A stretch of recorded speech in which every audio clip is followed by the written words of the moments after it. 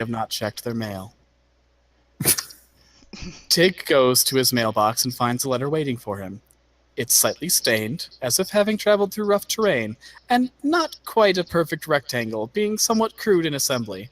It's sealed with bog wax, which is commonly used by goblins, hobgoblins, and bugbears. A little apprehensive. More than a little confused that he actually has mail. Tig moves to the mailroom and goes somewhere a bit private, just in case there's some sort of hidden chemical attack or spell trap. He then opens the letter and hesitantly gets ready to run in case anything weird starts happening. The letter, which is full of typos, still read something like this. Dear Tig, how are you?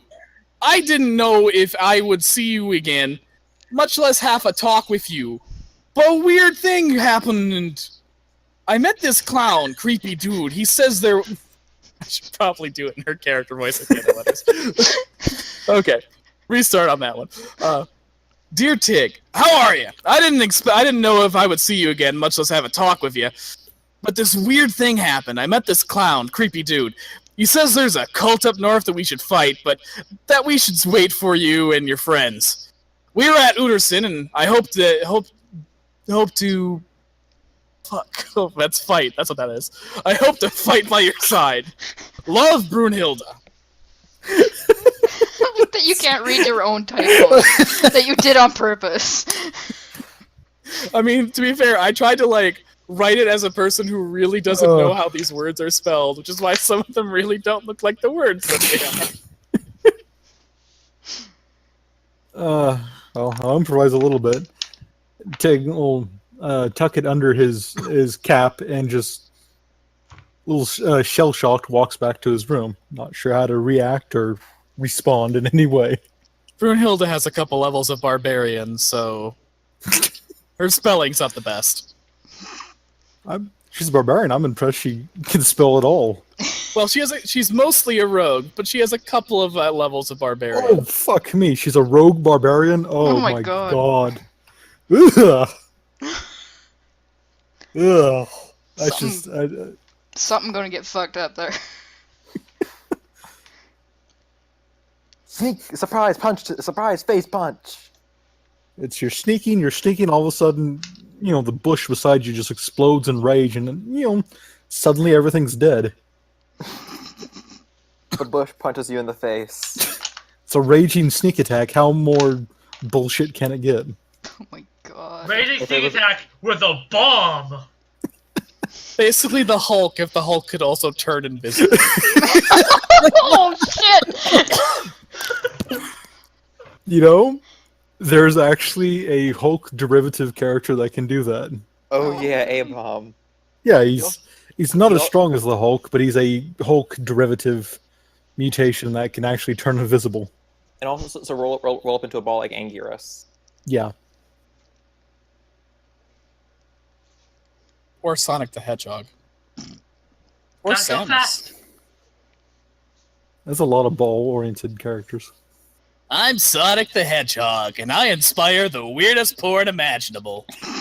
Nope, I'm sorry, but no, he's not even close. Yeah, chili dogs. Yeah, chili dogs. Anyway, My so dick shoots out chili. Are you gonna troll the mayor now, or are we gonna talk about Sonic porn for the next 30 minutes? Question? What was that? I believe it was Sonic the Hedgehog, Zorin. Why did he have a foot-long penis? The Phantom is, eccentric. You mean fucking weird? That's just a matter of perspective, really. I believe that was Sonic the Hedgehog from the Sonic the Hedgehog franchise by Sega. Oh, God. So what are we gonna do now? Because as soon as I got here, everything got fucking derailed. Alright, let's troll the mayor. Alright, let me get the damn document up. I may just end up ad-libbing some parts, but it'll stay pretty much the same. Yeah, I will too. Okay, It good. dawns on Tig that he has not fucked with the mayor of Stoker in a long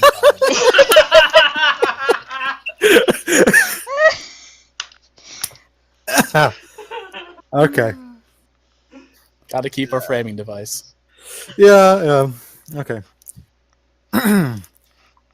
Ever since the day Tig chugged a certain potion, something had been rattling around in his little goblin skull. Well, there weren't too many changes. Tig did notice something had indeed changed within him. Yet he didn't suddenly become good or evil, so the spell was likely far more subtle than he first thought. However, every time he pondered his own minor changes, something always flashed in his mind. The lying cunt. Oh,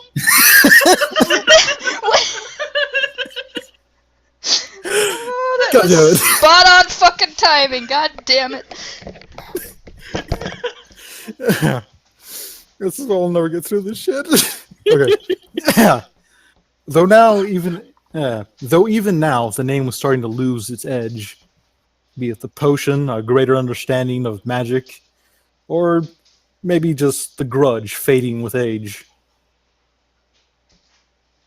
So, contemplating this, with a little sigh, the goblin packed up 4 potions of these newly created alignment unlocking potion spell, whatever the fuck it is, and then activated his teleportation amulet, taking him swiftly to Stoker, where he was quick to skitter off towards the mayor's office and try to avoid the eccentricities, fucking words, of the town at large. Town at large. Bleh. I suck at reading things out loud. Hey, Tig, nice seeing you. How you? Okay, you're just gonna leave. Okay, bye-bye. Stoker was looking far more flamboyant than usual, as all the stops and residences were decorated with orange, purple, lime green, and black streamers. Stuffed facsimiles of skeletons, demons, and other monsters hung from trees and windows, and there was a general air of whimsical spookiness to the town, which is to say, more so than usual. Perhaps people were even wearing more flamboyant gothic costumes in the streets than, again, what was normal. And multiple stands had been set up to sell candy to children and other passersby. Apparently some sort of festival was going on. Keeping his head down, Tig pulled his somewhat newly crafted coat tightly around himself to try and obscure his visage, whatever the fuck. Tipping his helmet down to further obscure his face, hoping nobody would notice him in these shiny new duds he was wearing. Weaving through the outskirts and various groups of people, drunk and not drunk alike, he reached the mayor's office and then tried to open the door, not entirely sure Mayshade would be inside with the festival going seemingly full swing. Welcome to the mayor's office, who may... Oh, it's you, the little goblin guy! The dulcet Valley Girl tones of May's new secretary ring in tears at Tig's ears like a swarm of angry bees. Tears of blood. Tears of fucking blood. Okay. The tone of that delivery is just what makes it funny. Wincing as his ears throbbed in pain, Tig was actually mildly happy his hearing was not as good as it used to be. Not from age, but from prior abuse and damage. Yes. Whoever you are, miss, I'm looking for the mayor. I stumbled across something that might be useful, and she should probably know about. Well, I'm sure she can, make time for you. She loves you guys. You, save the town and whatever. Go right in, dude. Shit. Sorry. Shaking his head, Tig moves in, pausing long enough to knock, giving a little forewarning, which seemed somewhat polite, and then opened it and stepped inside. Mayshade sits at her desk, her red eyes glancing over a particularly lengthy document. Perhaps for the first time, Tig notices the inherent frailty of the vampire's shape, her lack of arms, the sickly pallor of her skin, a slight air of vulnerability in her facial features. For a figure who once loomed so large, she seems almost small in this moment. When her eyes turn to Tig, however, the fierceness of her gaze reminds him that this hobbled woman is still a monster of immense power. Something not to be trifled with. Tig, to what do I owe this pleasure? Flash of power was all Tig needed to remind himself that she was every bit as dangerous as her sire, at least in the practical sense. The goblin never really forgot, but at times it was played down enough that he had to wonder why he ever threatened such a creature before, even if it wasn't a fit of anger.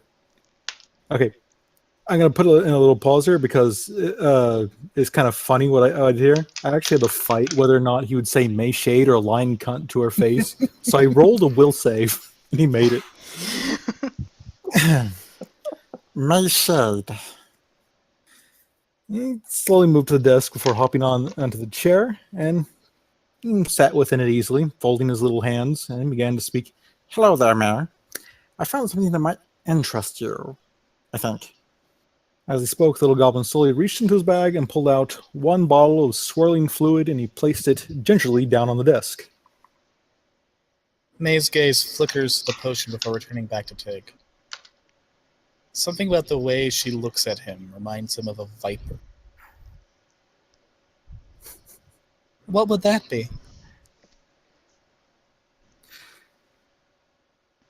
And Shelley, the group, my group, or our group, whatever, came across a spell that unlocks the alignment of whatever being or creature is struck by it.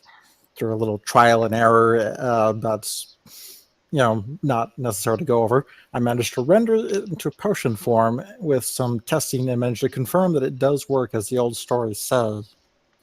He reached into his bag and put out 3 more potions on the table, each a mirror of the original.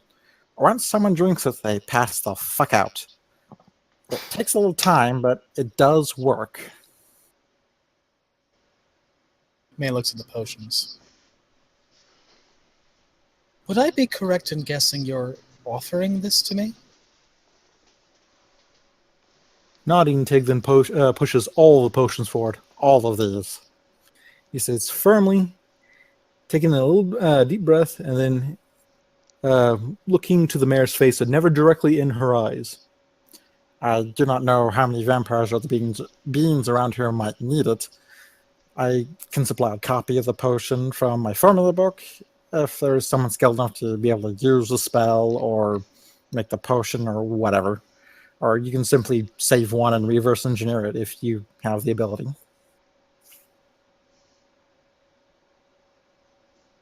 May looks at the potions with reverent awe. More than one. And what would you desire as payment? I can't take something so grand without giving something in return. Narrowing his eyes slightly, Tig responds, Not a goddamn thing. In fact, I will add to it if you like. Crossing his arms, he leans back as tall as he can in this, overly huge chair. For one, I do not know if there's some sort of conflict with what happened to your arms, if it's okay, a subject for me to bring up. That prevents the local priests or necromancers from giving you new ones, but I've looked into some alternatives. I've been studying golem craft. This includes making functional, more or less living limbs that function as close to your original without actually putting on a flesh and blood arm.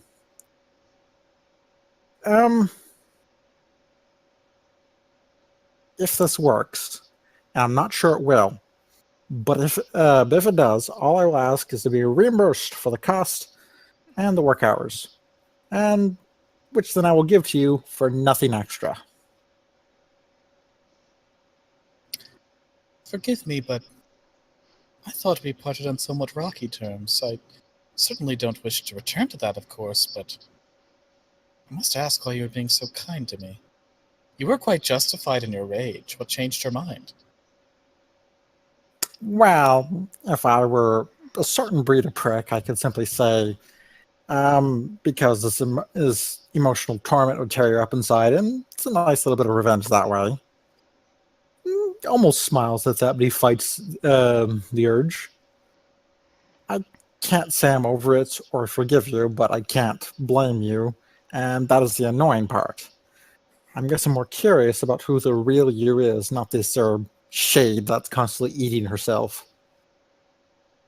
Leaning back in his chair, he closes his eyes for a moment and saying, I took the potion myself. I don't know if it opened my eyes or allowed me to see what's there, or perhaps it just made it easier to let the grudge go. Whatever the reason, I want to help you, and this town will need a mayor that's most powerful. Also, I want to know if my anger towards you is justified. If the real you is indeed the lying cunt. Well, once again, Tig, I am quite indebted to you. Sharon, dear, come in, please. Yeah, Mayor Shade? Huh? Mayor? Oh my god, it's like a thing. Yes, I know, dear. Dear, please tell the rest of the staff that we'll be taking the rest of the day off. Then come back in here and sample some of this nice goblin's new beverage. Fuck yes! We're playing hooky to get drunk! Sharon grabs something off a shelf, one of May's various paperweights, and just spikes it on the ground like a football. Before darting out the doors and saying, "Everyone go home! We're playing hooky!" And there's like a yay from the staff. Sharon's a goddamn treasure. May clearly wants to face Balm, but can't. Instead, she just takes a deep breath and goes, "She's a simple creature." Almost as if sensing this urge, Tig will facepalm for her almost. And then rub his ears a little bit, and falling a growl. You know, if you like, I could hunt down a spell that makes people mute, and I can just switch the potions. You know. Sighs. He considers it for maybe half a second. He lets it go. Taking a deeper breath, he glances over at Mayshade. I kind of got off that topic, but what of the second offer? I know this might be a horrible subject to bring up, but practically, I need to know what kind of work hours I'm looking towards in the coming weeks. May's eyes flicker to her shoulders. It's clear something's going on in that head. There is definitely some deep feeling here, but you can't quite parse what it is. Something big is on the horizon. We've seen the signs even here in Stoker, as you said. We need all the strength we can muster. I accept your charitable offer, and will give you any compensation you need for the task. Only when I need to actually build it. I will send a letter with the plans I have drafted. And he then digs into his bag, brings out a piece of paper, and he writes down, with the aid of a pen, he snatches from her well-managed desk, dips in ink, and begins to write out in his detailed explanation as he can muster the formula for the potion he is offering. Or the spell, turn the potion around. Word of warning, this potion, if you fail at creating the desired effect, make sure to dispose it without leaving any trace. It's extremely powerful magic. When I attempted to dispose of it, a failed potion not only brought an inanimate object to life, but turned it evil. I suspect it doesn't actually just make things evil, it may just lock it to one alignment or another. The opposite reaction. I don't know. I don't want to test that insanity. But I had to craft the correct potion to neutralize it, and it turned out to be a very helpful being. Good to know. Sharon bursts into the room. Where's the booze? Right here, dear. Sit down when you drink it, though. It's very strong. I'm not a lightweight, May. Sharon chugs the potion in 5 seconds. She faints and falls over backwards immediately. May smiles and shakes her head. Then a spectral mage hand forms, pops the top off the second bottle, and brings it to May's lips. You know, she says as the potion hovers next to her lips, if this didn't do what you said and just knocked us out, that would be quite an ingenious revenge scheme. Then with a grin, she downs the bottle and sinks unconscious into her own chair. There was a slow pause after both vampires hit the ground, or the chair. And Tig raises an eyebrow. You know, it's good ideas like that, which make it so hard not to be a dick. And with a sigh, Tig hops up onto the desk proper, dips the pen in ink once more, and then proceeds to draw all over May's face, including a very burly mustache, over-exaggerated eyebrows. Looks like she's a cross-dresser who just saw a rat. And then turns to the other vampire and does great swapping. Let me think here. Kitty whiskers and deep eyeshadow. Basically splashing a bunch of ink on her face. With that, Tig wipes his hands as if he's done a great deed. Now, my revenge is finished. With that, he turns, leaves, locking the door behind him so the vampires can finish their change in peace and unthreatened. And as he moves off into the night, Tig pockets the pen he used for the deed. Oh, hey, Tig, good to see you again. Oh, you're just leaving. Okay, bye-bye. God damn it. Is that Charlie? Yeah, that's Charlie. I wasn't sure. It's been a while. My voice may not be as fey as it used to be. He was pretty foppish. That's me, Charlie. That There was we go. Yep. Oh, Oh, that was a good one.